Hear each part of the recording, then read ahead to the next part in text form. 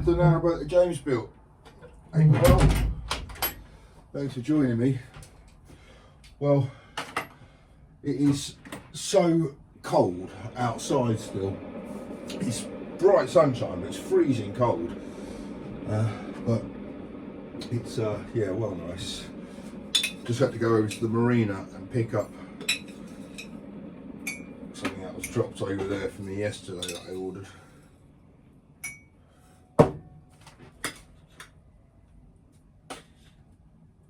Oh, sorry if I shocked you yesterday thinking that this was all for one mug. I know I'm doing a building project, but I'm not that bad.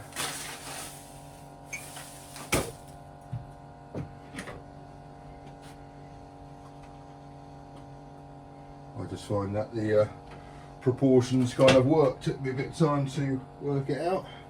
Got to say, the other thing that's taken me a bit of time to work out is that stove. Wow, last night. So yeah, it got up to 405, 410, and for my American viewers, that is the equivalent of, what was it? 730 Fahrenheit. So yeah, quite worrying.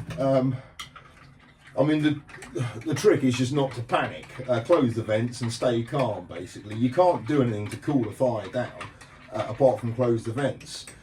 But I did load the coal up into it because I needed to cook those sausages, and it just takes a while. It's not exactly it's not a quick temperature change, so it takes a while to get going. So I'm still kind of learning that, but I'll get there before burning the boat down, hopefully.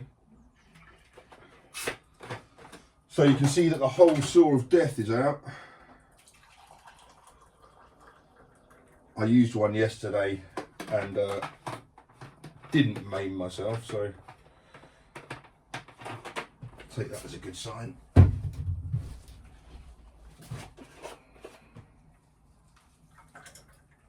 That's half ice, half milk. Okay. So the plan today is to take down this panel. This needs to be a little bit trimmed off that side, so that needs to come down a bit, and I need to do the mushroom vent in this one, which is around there kind of. So I need to do that. I can't do the mushroom vents from the top because I've got to use the whole gutter of death, and there's no way I'm doing that above my head. So they can come down. It's not the end of the world, to be honest. I've crimped in the new connectors so they're ready to take the lights, but I need to do that in other parts of the boat. But yeah, it's getting there. It's getting there. Now, then the next thing I need to do is work out how to run some of the cables down through the back here. It's too chunky for my conduit's either too small or too chunky for that. So I'm gonna have to kind of think about that. Right, let's get this panel down. Before I take it down, I'm just gonna, it's only catching a little bit up here.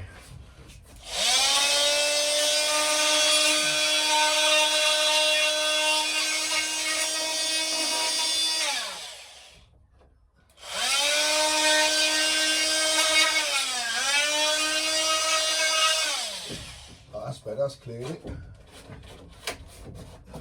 It's catching a little bit back there.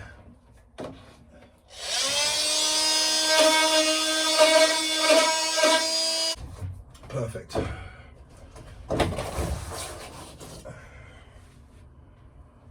Okay. Oh no, it's come away there now.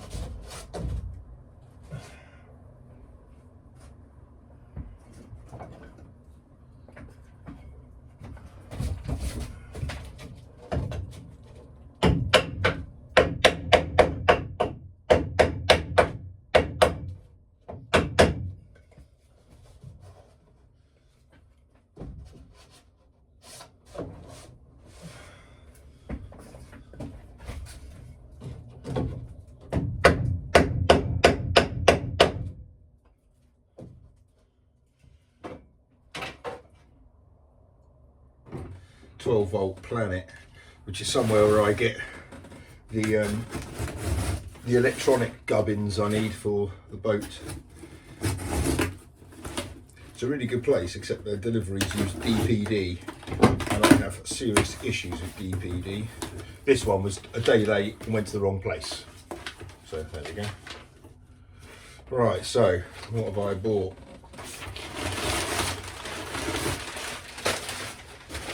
Here is some 6mm cable, and that is a meter, sorry, that's a length already cut, and that is to go to the water pump. So positive and negative cables there, so that's a 6mm squared cable run. I didn't need to buy a whole load of them. I didn't need to buy 100 meters or anything, I just needed that. These are the terminal strips I'm going to use, or buzz bars, whatever you want to call them. But on my boat, I'm using these two. So red for positive, black for negative. These ones hold 10 points on each one, and I can run another one off it, but I quite like the look of those two. And then I also got some more USB chargers. These are slightly higher speed ones. Again, it comes with that little water seal which you can take off, but yeah, a couple of those, and they've obviously got the thing already in them, but these are really easy to use. So you just drill a hole in the wall. As I said, I'm not going to be using these things.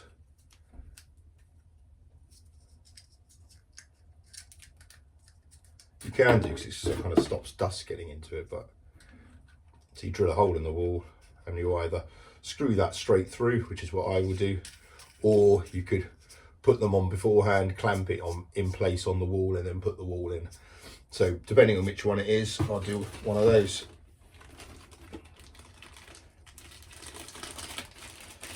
But these are quite a lot more expensive than the other ones I bought yesterday, those other USB chargers, but those are higher speed ones, so those are good for laptops. But that's what I needed today.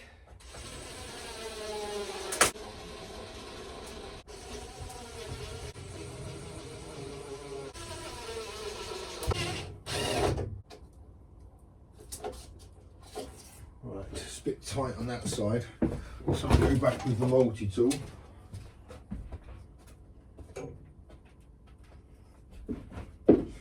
Got to say, this thing is a godsend, because it means you don't have to, on something like this, you can just do a little repair without having to take the whole thing down. There's nothing else that would get in there.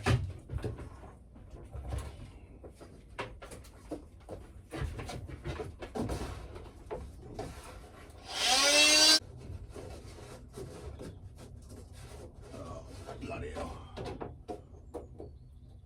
There's 1, 2, 3, 4.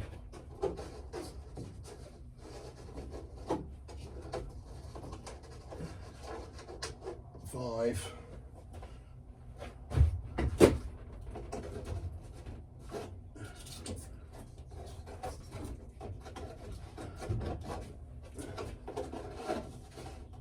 Oh shit.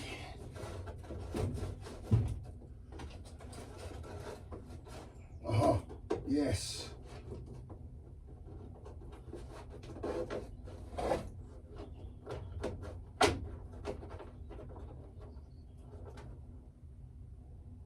Right, I'm going to put a light on that before it disappears somewhere. Where have my lights gone?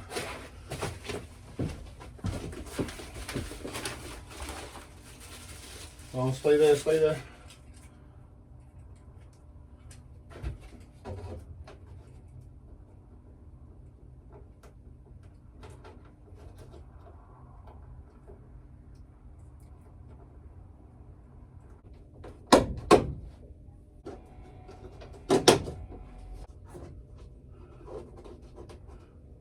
Oh, why am I doing this one? That panel's about to come down. That's a bit stupid.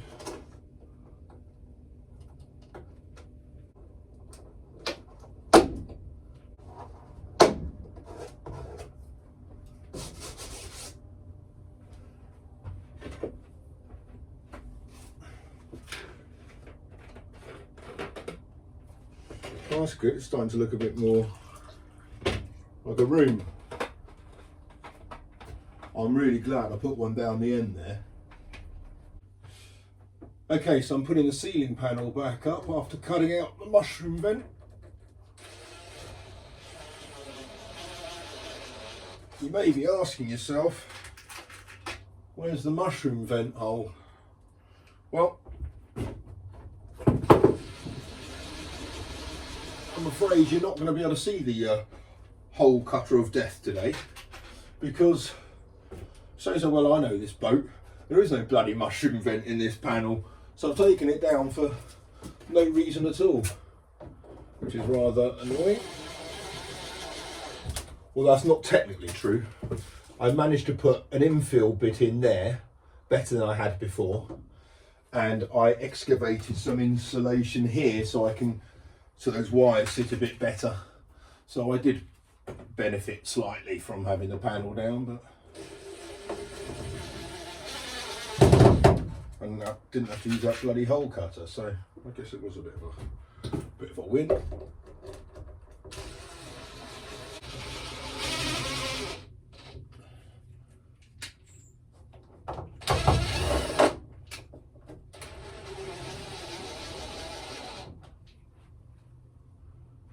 Brilliant. Right, that's all the ceiling panels properly in. There is one last one to go up here, which is going to give me a bit of jib. I'm going to have to kind of feed it in this way, I'm going to have to work out something like that, but it's only going to be a thin sliver, and you're not going to see that bit, you're not going to see that bit, you will see this bit, so I can make that bit good, so I'm not that concerned about that. The bit I am concerned about is how I'm going to get the cables from the electric cupboard there down to here.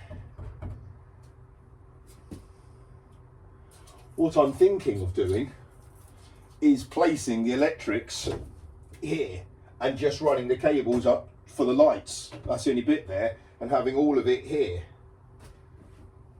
That's now what I'm thinking, which will mean coming in, having the key and bits and pieces there. That's all right, it's not the end of the world. There's a lot more room for it. The solar charger's bigger than I thought.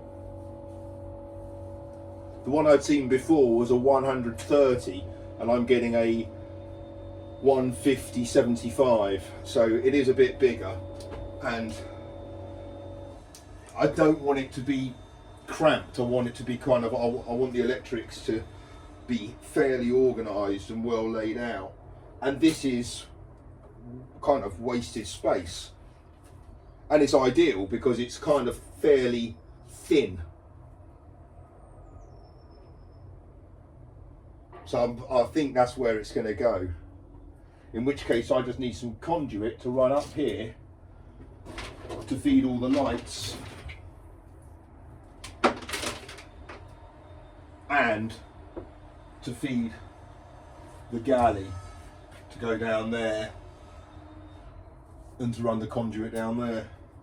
See, that's the other problem, but then there's bigger cables on this side, whale gulper, water pump. There's kind of sod all down that side, if I'm honest. Okay. Well, TV and Wi-Fi. So if that was pretty much all that is running down there, that kind of works out. Okay, yeah. Okay, change of plan. That's what we're doing. Electrics are there. So I just need some conduit there. That's still the problem though. Right, okay. Well, let me explain also about the lights. So, these lights here, these three here, are set back 200 from the edge of the wall. These ones here are set back at 320. The reason for it is, so that might irritate some people. Firstly, I don't think it's going to be hugely noticeable because there's no other lights going to be in this line here. Because the dinette lights are all in the middle. the reason for it is because these three here are bang in the middle of this door. So that looks good from the dinette. And therefore they are in the middle of this walkway. If I had them set over a bit more, they're over there, but that's kind of in the middle of the walkway. This one here will illuminate this area and will illuminate the kind of the hobs, which is good.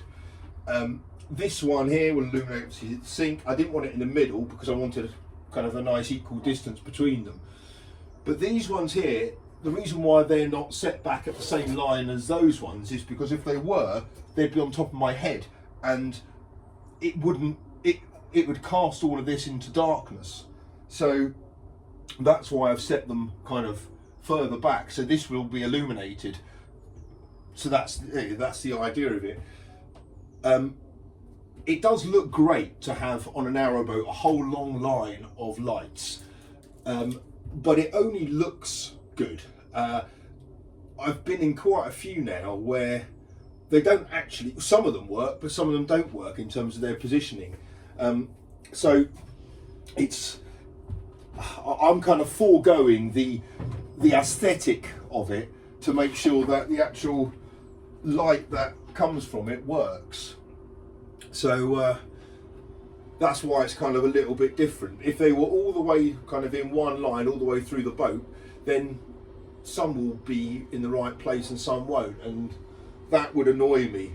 And one of the first things that Mikey said to me here, and he knows a thing or two, he said make sure you position your lights right for you, not right for the eye. And that made a lot of sense. It does make a lot of sense. It's not to say just have them kind of anywhere. They still look quite right, but yeah, that does work for me. Anyway, so that's it. The panels are in. I'm going to wire up these lights now and just check they all work. Well, yeah, it looks much better now the galley lights are all in. There's a real kind of sense of completion to it. So that's amazing. The other thing that's amazing, honestly, this is just crazy. This just arrived and says, "Hi James, just a few bits to help with your stern. Stay safe." Cheers, mate. And stay safe, Dave. And it's conduit. But that's I've got that size already. That's 20 mil.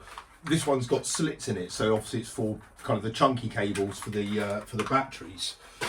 But this one here, I think is 15 mil. That is going to be absolutely perfect, I reckon. If I can just cut a notch out of there to feed that down,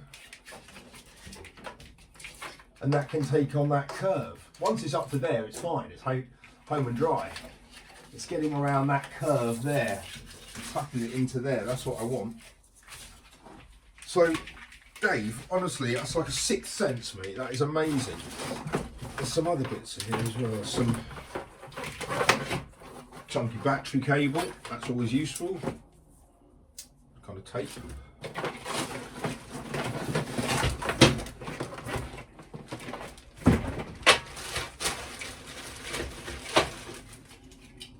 I presume that's a horn. Wow. Haven't got a clue what that is. Looks like a switch. No, it doesn't. I don't know what that is.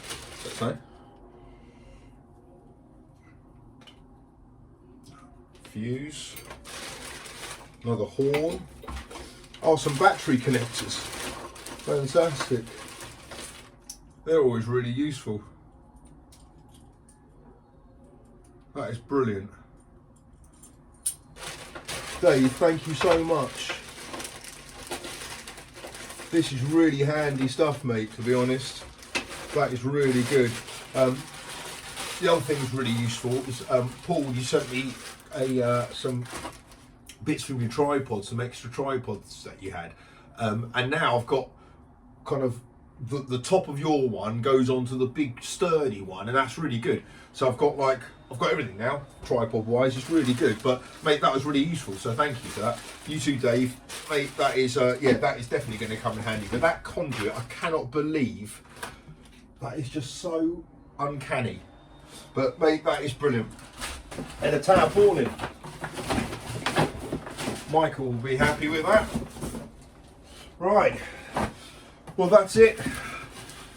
Ceiling lights are in. I can move on with the rest of the boat now, do some other bits. Thank you very much for watching. Until next time, take care. Bye bye.